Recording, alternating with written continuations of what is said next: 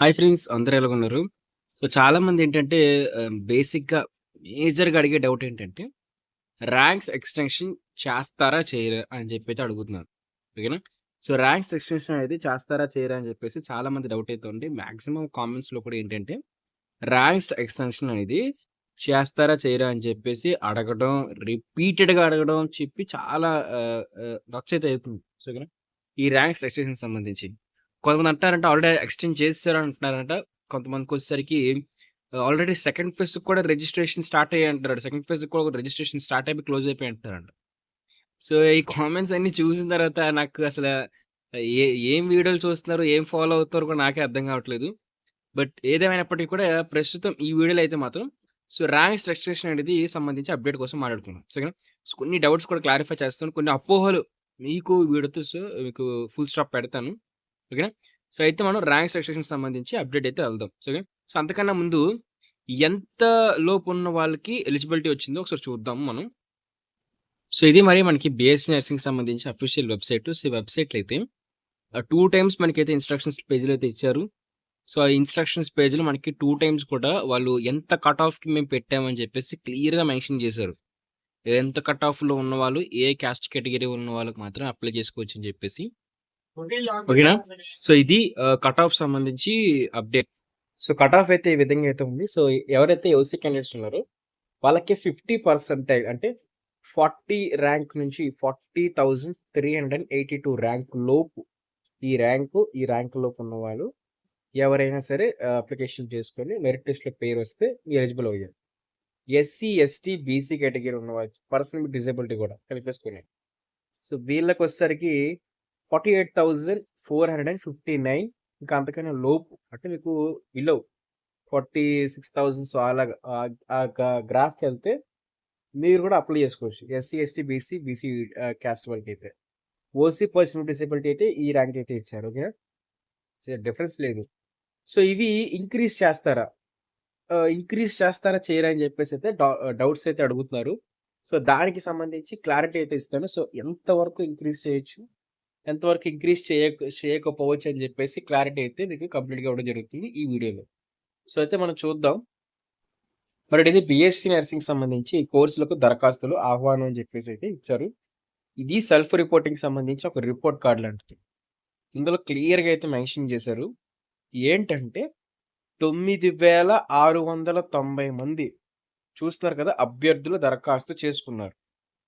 అంటే 9,690 members final merit లిస్ట్‌లో eligible అయ్యారు. మీకు అర్థమైంది కదా! సో, ఇక్కడేంటంటే సీట్లెన్నున్నాయి? 8,084 సీట్లు అందుబాటులో ఉంచగా. సో, అంటే మీకు ఎలిజిబుల్ అయిన క్యాండిడేట్స్ 9,690 మెంబర్స్ ఉన్నారు. బట్ ఎలిజిబుల్ అయిన క్యాండిడేట్స్ ఎవర్రా అంటే ఎన్ని సీట్స్ ఉన్నాయంటే 8,000 సీట్సే ఉన్నాయి. ఒక 8,000 ఏసుకుందాం. ఓకేనా? సో, 8,000 సీట్స్ మాత్రమే మనకి మిగిలున్నాయి. సో, అంటే ఇక్కడ ఎంత డిఫరెన్స్ వచ్చింది అప్రాక్సిమేట్‌గా అక్కడికక్కడే మీకు ఒక 1,600 ఓకేనా? సో, 1,600 సీట్స్ డిఫరెన్స్ వచ్చింది. 1,600 సీట్స్ అనేవి ఎలిజిబుల్ అంటే మెరిట్ లిస్ట్‌లో ఉన్న స్టూడెంట్స్ కూడా 1,600 స్టూడెంట్స్‌కి సీట్లు రావు. నిజంగా ఎంత రిస్క్‌లో ఉన్నారో చూసుకోండి. ఒక 1,600 మెంబర్స్‌కి సీట్లు రావంటే కన్వీనర్ కోటా అంటే గవర్నమెంట్ ఫీజ్ రింబర్స్‌మెంట్ కింద వేసి ఫ్రీ జాయినింగ్ అడ్మిషన్ ఫ్రీ జాయినింగ్‌లో జాయిన్ అయ్యే ఎవరికీ కూడా సీట్లు లేవు. సో, ఇక్కడ మీకు 1,600 స్టూడెంట్స్ కన్వీనర్ కోటాలో సీట్స్ తెచ్చుకోవడం కష్టం అయిపోయింది. ఇది నిజంగా సెకండ్ ఫేజ్‌లోని అంటే ఫస్ట్ ఫేజ్‌లో ఎవరు రిపోర్ట్ చేయలేదో వాళ్ళకి చాలా చాలా పెద్ద దెబ్బ. ఎందుకంటే ఒకవేళ ఆ 1,600 మందిలో మీరు ఉండొచ్చు. సెకండ్ ఫేజ్‌లో కూడా మీకు సీట్ రాకపోవచ్చు. ఇంకా ఇంతకు మించిన ఇక రిస్క్ ఎక్కడుంటది చెప్పండి.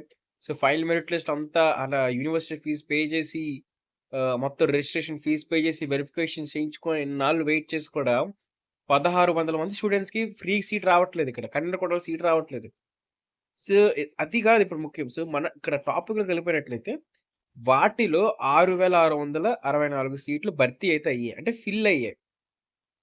ఇక్కడ ఫిల్ అయ్యాయి అంటే అంత ఇంట్రెస్ట్ లేదని మళ్ళీ అనుకోకండి. ఇక్కడ ఇంట్రెస్ట్ ఉంది. బట్ సెల్ఫ్ రిపోర్టింగ్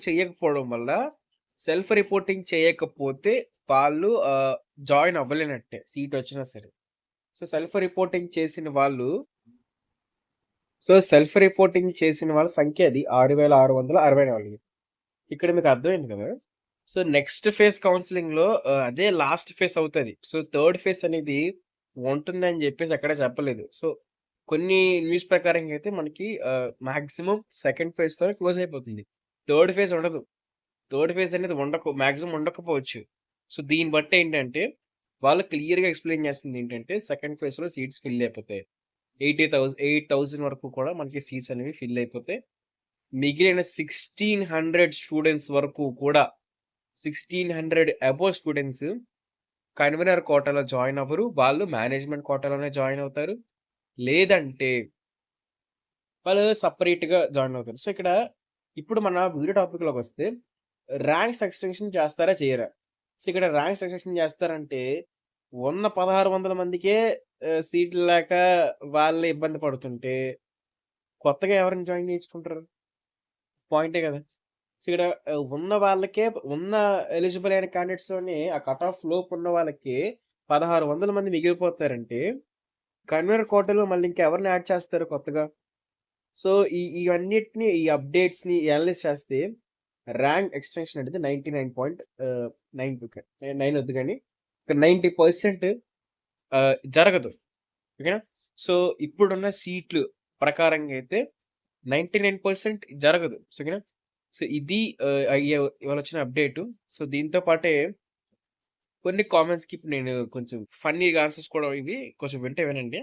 ఏంటంటే సెకండ్ ఫేజ్ రిజిస్ట్రేషన్ అయిపోయిందంట కదా! కంప్లీట్ అయిపోయిందంట కదా! మాకేం చెప్పలేదని అడుగుతున్నారు. సెకండ్ ఫేజ్ రిజిస్ట్రేషన్ ఎందుకుంటది? ఫస్ట్ ఫేజ్ కదా రిజిస్ట్రేషన్ ఉంటది. సో, ఫస్ట్ ఫేజ్‌లో ఒక్కసారి రిజిస్టర్ అయితే చాలు. సెకండ్ ఫేజ్, థర్డ్ ఫేజ్ ఇంకా ఎన్ని ఫేజ్‌లు ఉన్నా సరే, ఆడు 33 ఫేజ్ పెట్టినా సరే మీరు రిజిస్ట్రేషన్ సెపరేట్‌గా చేయించుకోరు. ఒకటే ఫేజ్ రిజిస్ట్రేషన్ ఉంటుంది. సెకండ్ ఫేజ్ రిజిస్ట్రేషన్ లేదు. ఇప్పుడు రిజిస్ట్రేషన్‌కి ఓపెన్ చేసింది కూడా లేట్ ఫీజ్‌తో రిజిస్టర్ అయిన వాళ్ళకంటే ఆల్రెడీ ఫస్ట్ ఫేజ్‌లో రిజిస్ట్రేషన్ చేయించుకోలేదు. కట్ ఆఫ్‌లో ఉన్నారు. బట్ రిజిస్ట్రేషన్ చేయించుకోలేదు. వీళ్ళ కోసం రీఓపెన్ చేసారు తప్పిస్తే, అక్కడెక్కడ కూడా ర్యాంక్స్ ఎక్స్‌చేంజ్ చేయలేదు. అక్కడెక్కడ కూడా సెకండ్ ఫేజ్‌కి సంబంధించిన రిజిస్ట్రేషన్ ఫార్మ్ అని కూడా ఎక్స్‌ప్లెయిన్ చేయలేదు. ఓకేనా? యూనివర్సిటీ వాళ్ళు చెప్పింది ఒకటి, మీరు అనుకుంటుంది ఒకటి.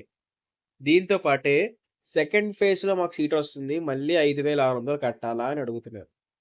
ఎందుకు కడతారు? మళ్ళీ కట్టరు. ఒకసారి కడతారు. యూనివర్సిటీ ఫీజ్ అనేది యూనివర్సిటీ వాళ్ళు మేము దగ్గరుండి అంతా కౌన్సెలింగ్ కండక్ట్ చేయించి మీకొక అడ్మిషన్ ఇప్పించి మిమ్మల్ని కాలేజ్‌లో ప్లేస్ చేసి మీకు ఏం ప్రాబ్లమ్ రాకుండా వెరిఫికేషన్, కౌన్సెలింగ్ మొత్తం చేయిస్తున్నాము అని చెప్పి వాళ్ళొక అమౌంట్ చార్జ్ చేస్తారు. 10 సార్లు ఎందుకు చార్జ్ చేత్తరాళ్ళు?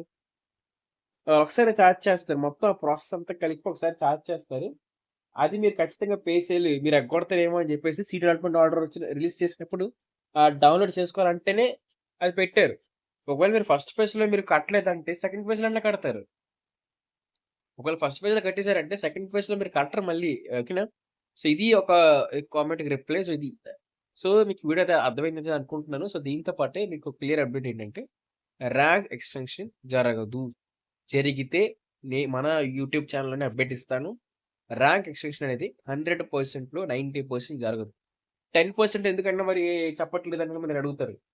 ఇక్కడ 10% నేను ఎందుకు చెప్పట్లేదంటే, ప్రతి ఇయర్ కూడా మనకి ఒక అరౌండ్ ఒక ఈ టీఎల్ గానివ్వండి, ఏపీ గానివ్వండి 12,000 సీట్స్‌ని ఎప్పుడు రిలీజ్ చేస్తూ ఉంటారు. ఒక ఆన్ అన్ యావరేజ్ కింద. ఆహ్, ఓకేనా? సో, ఈ యావరేజ్ చూసినప్పుడు 12,000 సీట్స్‌ని అలౌట్ చేసినప్పుడు 12,000 సీట్స్ మన 12,000 సీట్స్‌కే అనుకుంటాం.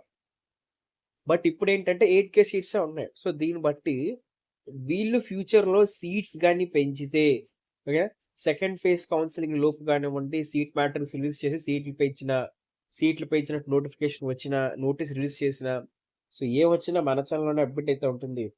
ఇప్పుడు ఆ 10% ఛాన్స్ వచ్చేసరికి సీట్లనేవి పెంచితే మాత్రం ఖచ్చితంగా ర్యాంక్స్ ఎక్స్‌టెన్షన్ చేస్తారు. అందరూ ఎలిజిబుల్ అవుతారు. ఈఏపీ సెట్ పాస్ అయిన ప్రతి ఒక్కరు అప్లై చేసుకోవడానికి ఆప్షన్ ఎనేబుల్ చేస్తారు.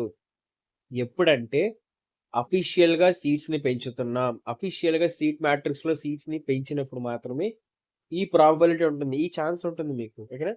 సో, ఇది అప్డేట్ బీఎస్ఎన్ఎస్‌కి సంబంధించి ర్యాంక్ ఎక్స్‌టెన్షన్ చేస్తారా? చేయరా? ఫైనల్ ఆన్సర్ ఈస్ 90% చేయరు. 10% ఎప్పుడు చేస్తారంటే సీట్స్ పెంచినప్పుడు చేస్తారు.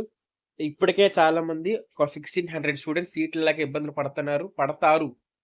పడుతున్నారు కాదు. సో, ఇక పడతారు. వాళ్ళకి తెలియడం లేదు. సెకండ్ ఫేజ్‌లో అయితే సీట్ వస్తుందనుకుంటున్నారు గానీ, రాదు. ఎందుకొస్తది? 1600 మందిని ఎగ్గొట్టాలిక్కడ. అది మరి యూనివర్సిటీ వాళ్ళు మరి అంటే వాళ్ళ కాలిక్యులేషన్స్‌తో వాళ్ళు చేస్తారది.